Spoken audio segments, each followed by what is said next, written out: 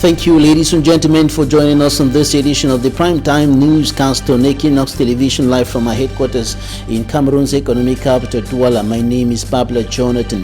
In our top stories in this edition of the news, the divisional officer of Ndu, the Dongamantum Division, Northwest Region of the Republic of Cameroon, condemns violence inflicted on an individual in that locality by men in military, gendarmerie and police uniforms. The administrator is asking for investigations. He is also demanding that the perpetrators of that act of violence be punished according to the law.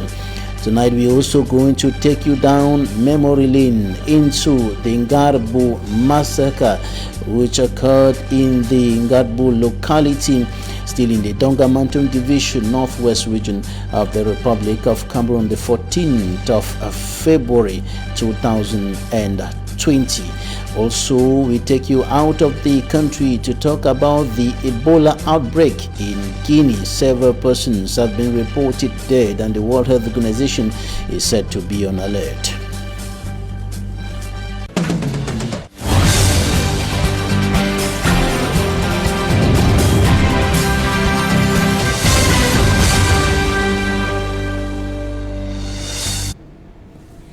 Once more, thank you, dear viewers, for joining us in this edition of the newscast on Equinoxe Television. We begin this newscast in Du, in the Dongamantum Division, Northwest Region of the Republic of Cameroon.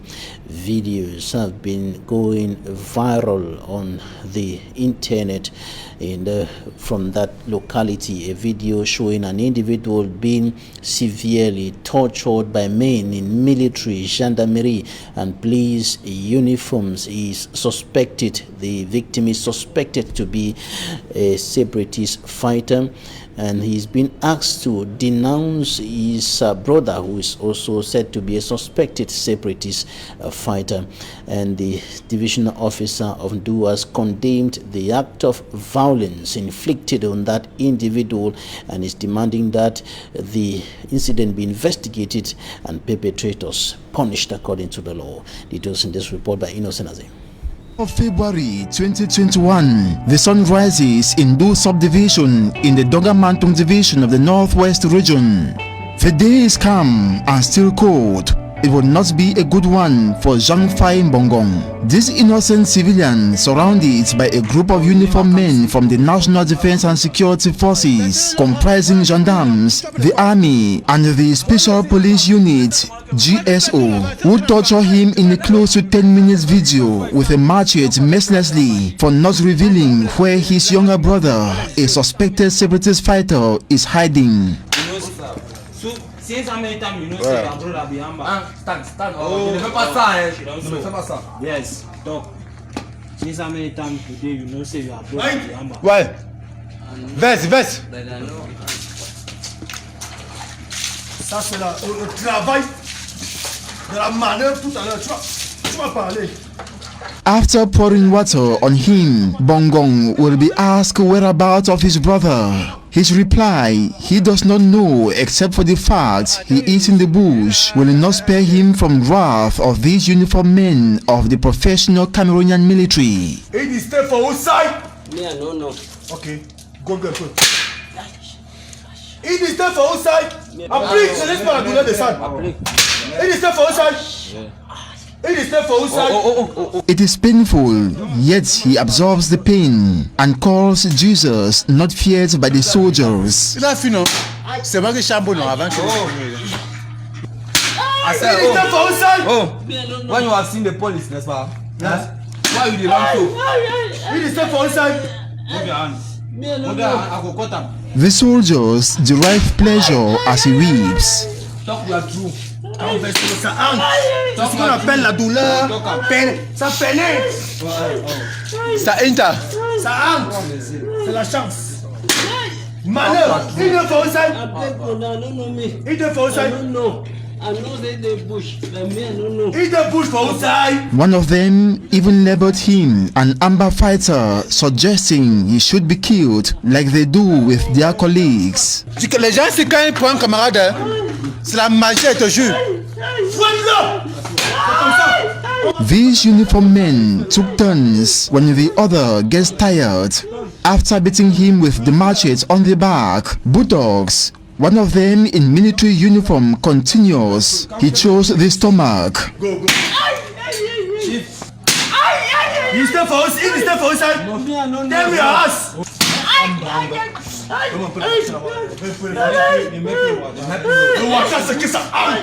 He gets tired, and it is turn of member of the GSO police unit who beats the hell out of his feet non-stop for over 1 minute 30 seconds, assisted by his colleague.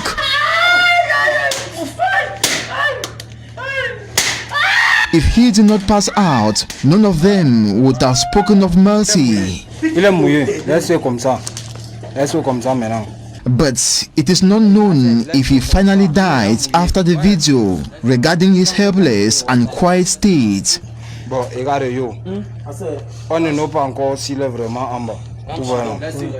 In a note, the divisional officer from Do subdivision urges the gendarme and army commanders, including the police commissioner from Do, to investigate the act with disciplinary and legal actions taken against the torturers. Information Equinoxe Television is yet to independently confirm says the uniformed men have been arrested.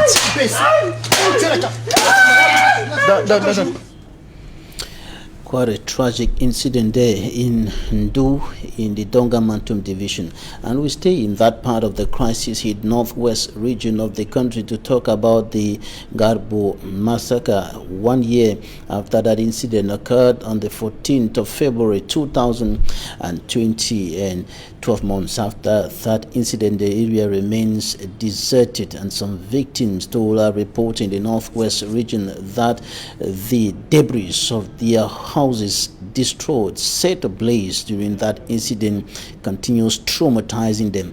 And the governor of the northwest region, Adolf Lafrique, has embarked on efforts to restore life there, but the site of the incident remains deserted. A correspondent in the northwest region, Bustela, was there and now reports. This is what is left of this once vibrant community. It is now deserted. The remains of abandoned food stalls, burnt houses and graves are the only signs people once lived here. This is Ngarbo, 12 months on. At least 22 people were killed, among them women and children. The 4 affected families conducted mass burials. Here lies other victims of the Ngarbo incident of February 14, 2020. And this storm is a woman who was pregnant, her child and a man.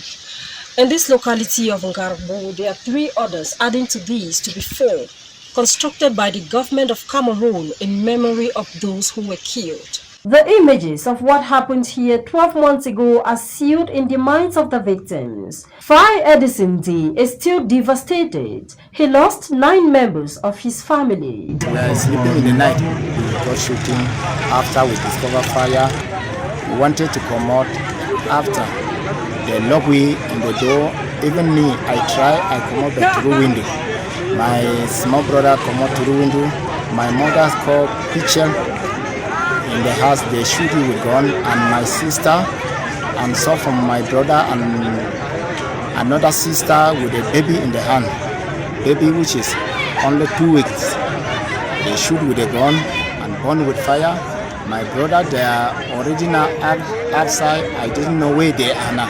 So I'm talking now with tears because I lost of 9. The Defense Ministry had shifted from the initial position of denying the army was involved in the Ngarbo killings after the Commission of Inquiry published their findings. The government also resolved to exhume the corpses and give them decent burial, a request rejected by the people on grounds that it was going to be disturbing. Here, a family of 9 were asleep when the unfortunate incident of February 14, 2020 happened here in Gabon. 9 of them were killed in this house and buried here in a single grave. 1 year after, the government has constructed 4 monuments like this one to remember these victims. Garbo 3 is almost empty. Many fled and are yet to return. They are yet to bury the past. In Garbo now, I am not able to go there because when I go there now, I will feel pains. Remember my mothers, my sisters, and the chickens that they burn with fire. It will be worrying me.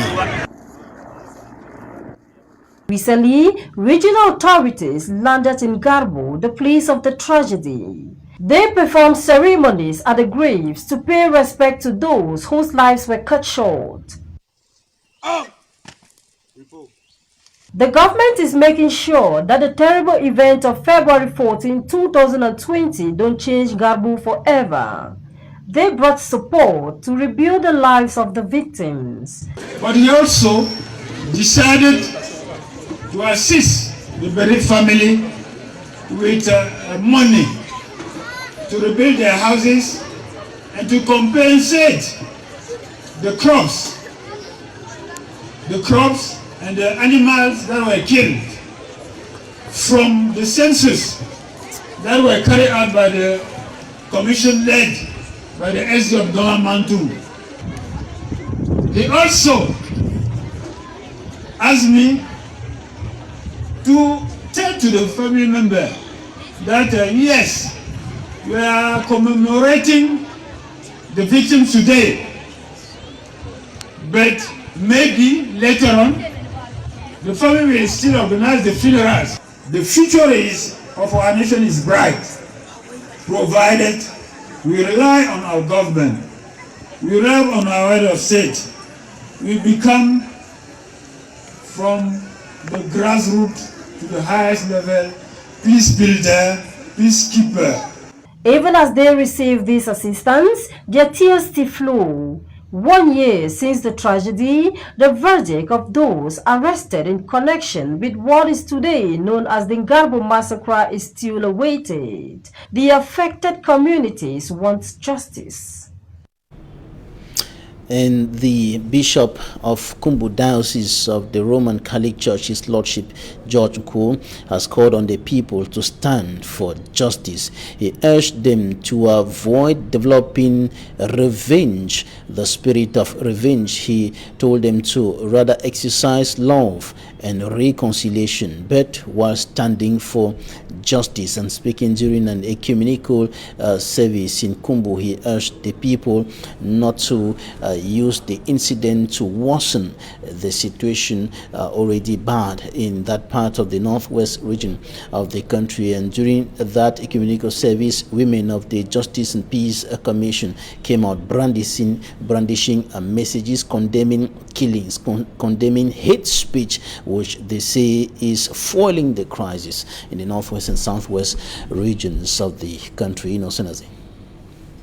These women of the Justice and Peace Commission of the Kumbu Diocese on February 14th conversed at the St. Theresia Cathedral, dressed in black with peace plants and candles to pray for and remember the 22 civilians massacred in Garbo on February 14th last year. In a special way, for the repose of the souls of our children, women and men, victims of the Garbo massacre, for whom this mass is offered, and for all that have been killed in the course of this war, that the Almighty Father may be merciful in judging them and grant them a place of rest in His heavenly kingdom.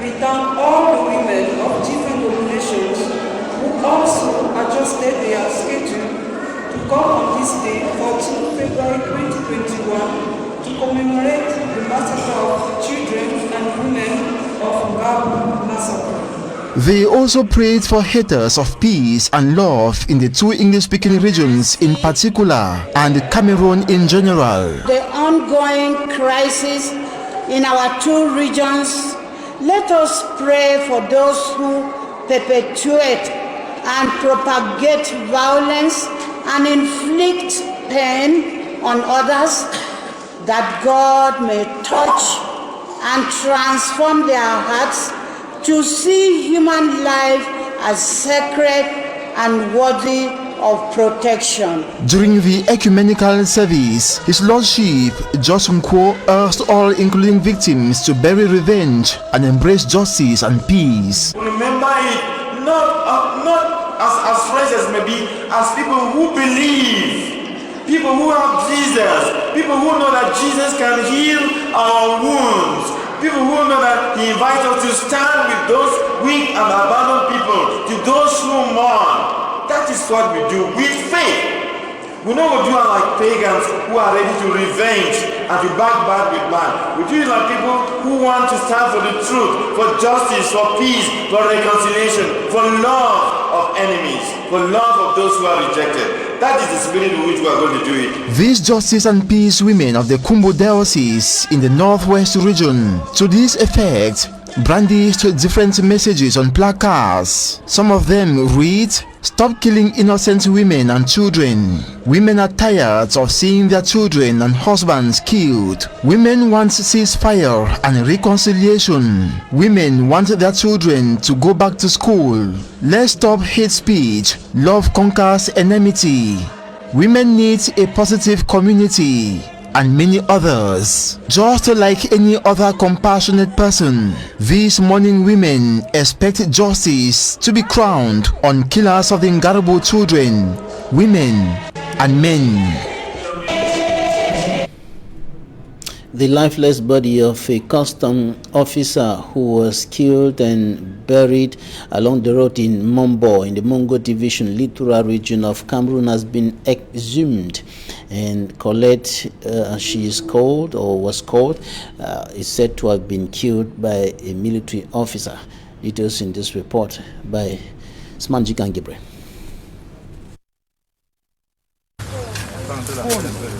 The lifeless body of a custom officer by name Colette been exhumed in Mombo, Mongo Division of Littoral Region.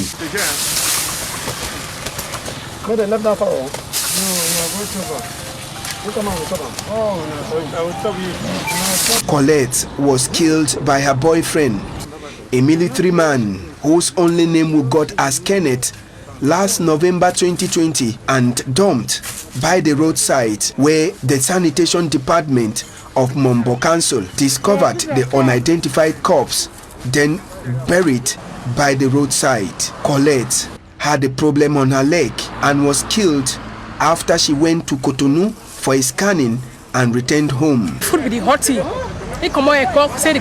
She had a problem with her leg, so she left a cock for Bamenda for treatment. On arriving in Bamenda, the doctor wasn't around. Kenneth called another doctor in Douala.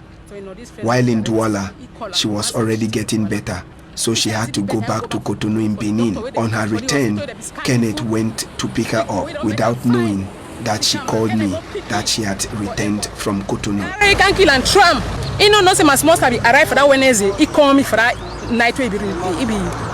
He be arrive. He called me. At the talk say call me around 7:30, 8 o'clock. By computer show say he called me around 18 minutes past 8 o'clock. Colette and Kenneth had a love affair which has dated for long, but Colette's family says they had never been aware that the military man was married and had kids with his wife. So Kenneth say go marry my small sister. He promised to get married to my sister, that he was already married with 3 kids. My junior sister told me before they could go deeply in love, she asked if Kenneth was already married, but he refused. It was when my kid sister had a threat letter that she wanted the relationship to end that Kenneth killed her. See the way he takes someone, he put his name, he put his name. He tells me, why you go put your name? Has you help me for do me my own thing.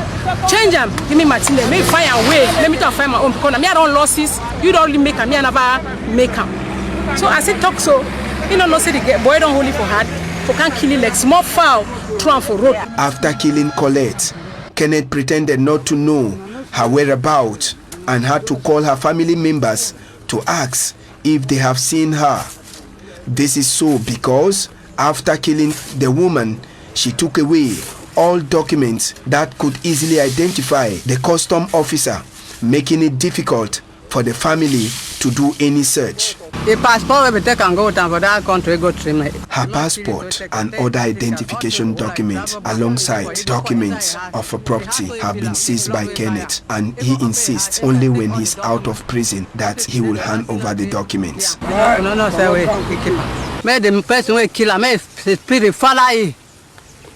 The exercise to exhume the corpse of Colette, who was buried several months ago, was supervised by the divisional officer.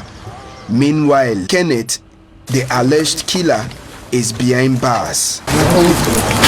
Days after his liberation, the first vice president of the Cameroon Renaissance Movement CRM political party, Mamadou Mota, has reaffirmed his determination to continue fighting for the rights of Cameroonians and for a better Cameroon. He was speaking during his visit to his native Tokumberi town in the far north region of the country, and Mamadou Mota was accompanied by CRM National President Professor Maurice Kamtoa, many militants. Details in this report by Immaculate Fogwe.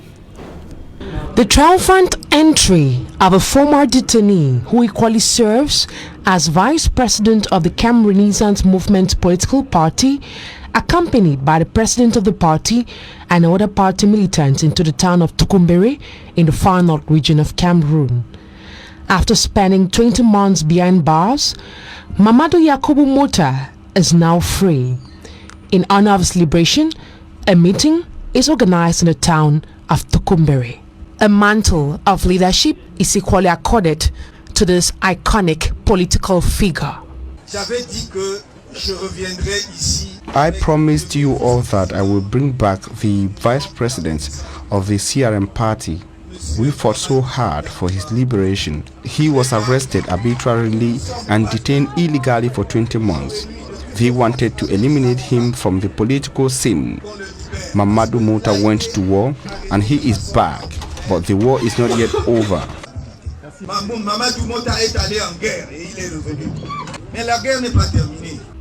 Youths of Tokumberi describe Mamadou Mota as a model, reason why they had to brave all the obstacles that stood on their way by participating in the grand meeting.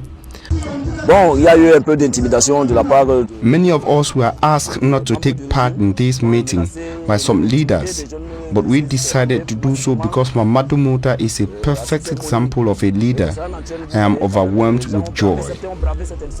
Nous sommes en joie, mais la joie est un peu débordante parce que je n'arrive pas bien à parler de Mota.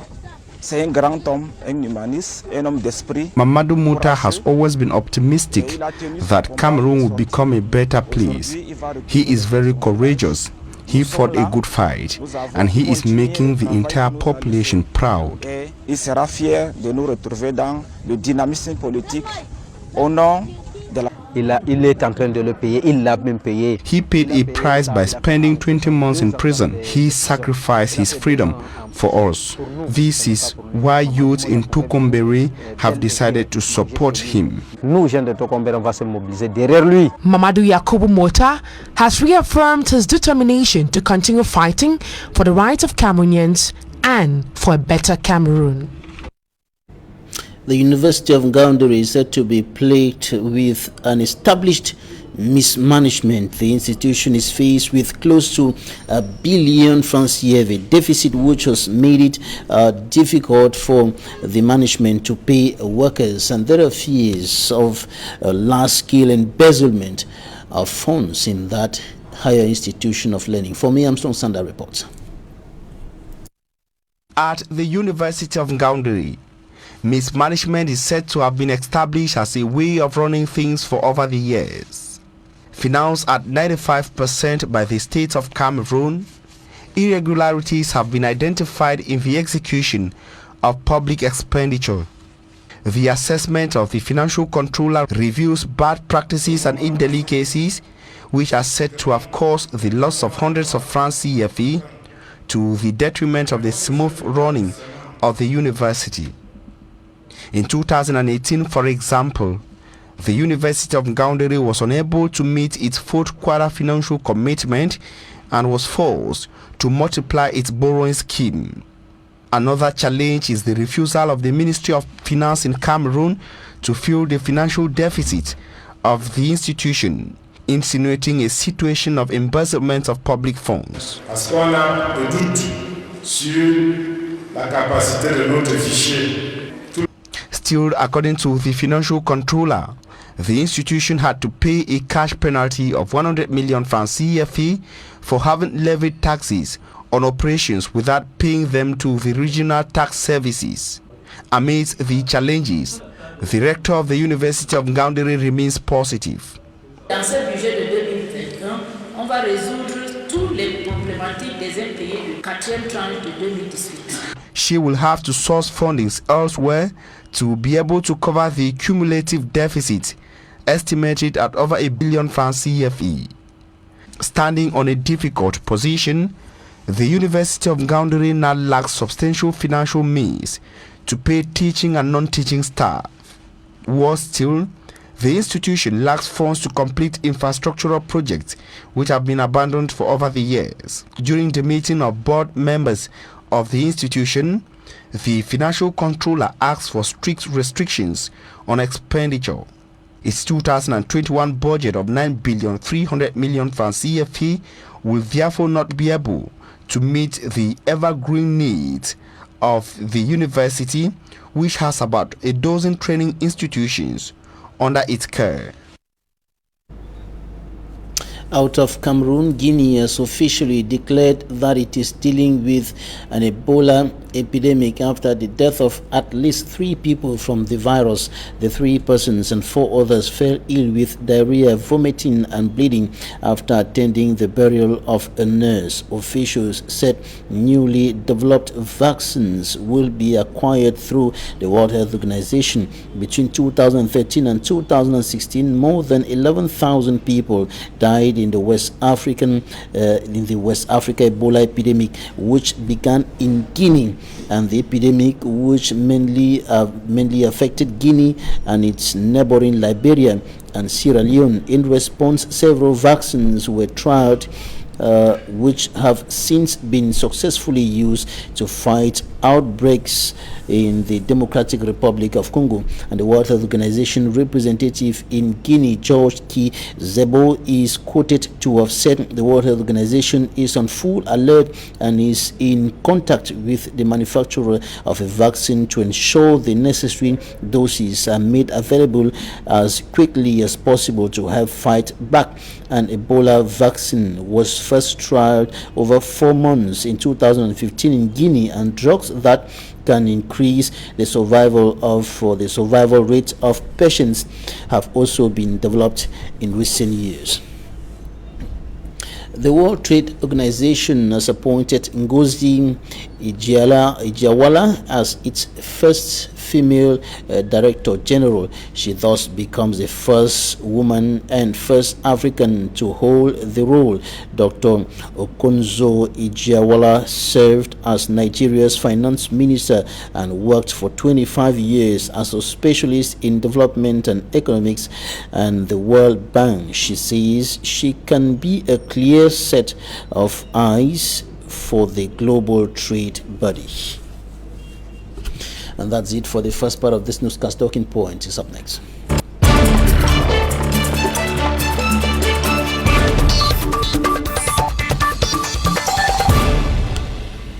Thank you for staying with us in Talking Points. Today we're receiving Barrister Tamfu Richard. He is a member of Cameroon's Bar Association. Thank you, Barrister, for joining us today. Thank you, Mr. Babila, and good evening to your audience. We begin with this disturbing video of a young man being severely tortured by men in military, gendarmerie, and police uniforms in Ndu in the Donga Mantum Division, northwest region of the country. What's your reaction to this video? Well, my reaction is that we are living a situation which has been forced to us because of bad governance, arrogance, and refusing to discuss with your fellow citizens. We have to live or see those inhumane treatments and to peel it all, you see, it is coming from our law enforcement officers, which we think should act as professional in such circumstances. That is somebody who is suspected to be either a separatist fighter or a facilitator, but has to go such inhumane treatment, because no person or no area in this world can permit such treatment on a human being. What we just witnessed on that video is to tell you that that is just part of what we are living in Northwest and Southwest region, be it from the separatist fighters themselves who carry on extrajudicial killings, be it for law enforcement officers who carry out barbaric acts. And I think we have already lost so many innocent lives in that manner, and that it was high time that if we were in a government that had sense of humanity, we should think of seeing how we put an end to this nonsense, because I'll call it like that, because there is no place in ruling Cameroon in such a way that we have to live this way. It's regrettable. I have compassion for what he's going through, for what that guy had to go through. Thank God he didn't die. So we are closely following up with him to see how the situation, his rights will be respected, that those who are behind that act should be apprehended and let them face the justice and be properly punished. Actually, the divisional officer of Ndu has condemned that act of violence and has demanded that the top military, gendarmerie and police officials in that area should investigate the case and punish the perpetrators according to the law. Now, this is happening though the involvement of the Cameroon Security and Defense Forces is yet to be clearly established, though the perpetrators were actually putting on military, gendarmerie and police uniforms. This is coming just a few days after the President of the Republic of Cameroon on the 10th of February praised the military, praised the young people in the military fighting to protect the territorial integrity of Cameroon, fighting to protect the population according to government officials in the two crisis-stricken regions. The head of state said they are professionals. Yeah, but we are all seeing it on the field. It is true that we will not say all the uniformed men or officers are barbaric. Some of them have a sense of professional ethics, but the few that we have, you see how inhumane they are. So I think when the head of state doing his praises, he should not be general. He should be able to also spot or highlight all those acts committed by his subordinate or his elements, that at times it's not all that way perfect. We have recorded instances whereby we have seen uniformed men carry out extrajudicial killings, inhumane treatment on suspects that they arrest, instead of arresting them and sending them before the law courts for proper justice to be done on them. That's the right thing to be done. So if the due of Ndu has instructed that the perpetrators of that act or of those acts be arrested, it is our wish that those people should be arrested, properly interrogated and tracked before the court of law, whereby we will see justice being served on them, and the person who has been victim be compensated for all the tortures and ill treatment that he received. What could be the impact of such an incident on efforts to restore peace and normalcy in those two regions? Yes, the impact is that it will be very difficult to reconcile minds. It will be difficult for people to pardon themselves, because after all the sufferings that these regions have been living, it will not be easy for people to easily just forget like that. So reconciliation will be a very, very difficult task, because people want to avenge, and we really need to go an extra mile to make sure that we are able to reconcile all these killings, maltreatment and poor living in those two regions. I think that's the highest task ahead of us. And that incident came barely 1 year after about more than 20 persons, including women and children, were killed in Garbu in the same Tonga Mantum division. And this is happening at a time when there were some hopes that things could possibly a return to normalcy in the two English-speaking regions of the country. Now, the Ngarbu massacre, 1 year after, the place is still deserted, the place is still empty, and basically nothing is happening there. The people have fled the area.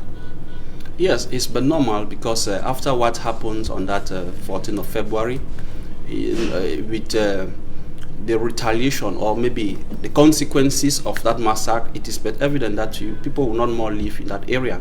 Everybody is afraid. Everybody is running away. And right now we know that there is an ongoing trial, which the next hearing, which is the third hearing in open court, is on the 18th of February. We expect that justice be served on the victims of Ngarbu, though some other manipulations or gestures are being made to see how to blindfold the victims. But I will remain, for example, I as a lawyer in the case, will remain focused because we believe that it's only before the law court that will properly have justice and that proper compensation will be given to the victims of Ngarbu. Because when you follow up what is ongoing, you will see that not all the families of the victims are associated into what is ongoing. So the government has decided to select its own people to work with. The lawyers have not been associated in all what is ongoing, especially to the grant, and not all victims are being taken into consideration. So we believe that what the government is doing its own part, and we expect that it's only before the law courts that will properly see justice being done to them.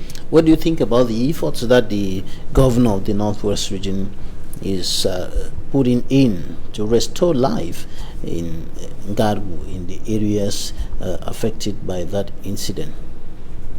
The efforts is appreciated, but not to the standard we expect. When you give 5 million, what is 5 million to bring back life in those areas? I think if actually we really want to make a gesture, we could disburse billions to build comfortable houses for those people, bring administration closer to them, and then things will come back to normal.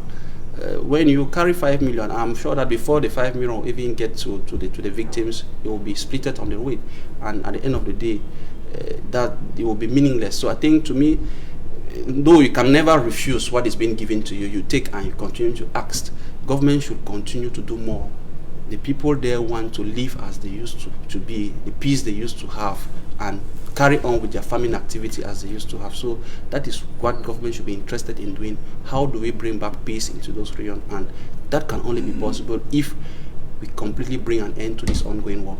Bringing an end to the ongoing war. Some are calling for negotiations, some are calling for another dialogue, others are calling for ceasefire and all of that. Can all of these things, if they were to be put in place today, maybe a ceasefire, negotiations begin with the separatist leaders, could there be a restoration of normalcy and peace in those regions? The truth is that there is a lot of economic gains in this ongoing conflict from both sides, and it will be very, very difficult to really come to an end. It really needs a determined and focused leader to come out and hit the hand to say stop. Because when you look at, for 4-5 years that the conflict is ongoing, both sides is not willing to have peace reign. We have every day you witness horrible scenes, be it from the separatists. I heard about that some traditional chiefs in Lebialem were extrajudicially being killed. You see that when people carry out such acts, we have reached a level whereby you see that no party is willing to put an end. The military on its own side boasts himself of winning the war, whereas we are seeing the arresting and killing separatists. So I think we really need a determined leader that will really come out as head of state to put an end to this, because all the parties know themselves. We have given all solutions and possible avenues to put an end to the crisis, but like I always say, it remains on the upper hand of the head of state to really come out strong and poses acts that will really bring an end to this war. The Bishop of Kumbu, His Lordship George Nko, told the people of Kumbu during an ecumenical service not to develop the spirit of revenge, but rather to exercise love, reconciliation, but they should stand for justice. What do you think about this? Yes, it is what the clergy should preach. We should be thinking towards that way, because no matter the amount of revenge that you, or the anger that you have to propel, it won't bring back things to normalcy. So we should be having that spirit of forgiveness, reconciliation, if actually we really want to live in peace that we used to have. So that's to me, as Christians, be it from be in Catholics or the Christian faith or the Muslim faith or other denominations, I think the language should be peace, let love lead. That's the only way we can come back and live as a people. Let love lead the way out of the troubles in the northwest and southwest regions of the country. Barrister Tamfu Richard, member of the Cameroon Bar Association, thanks so much for joining us today. Thank you, Mr. Babila. The pleasure is all mine. Thanks, ladies and gentlemen, for staying with us. That will be it for today. Equinoxe is up next.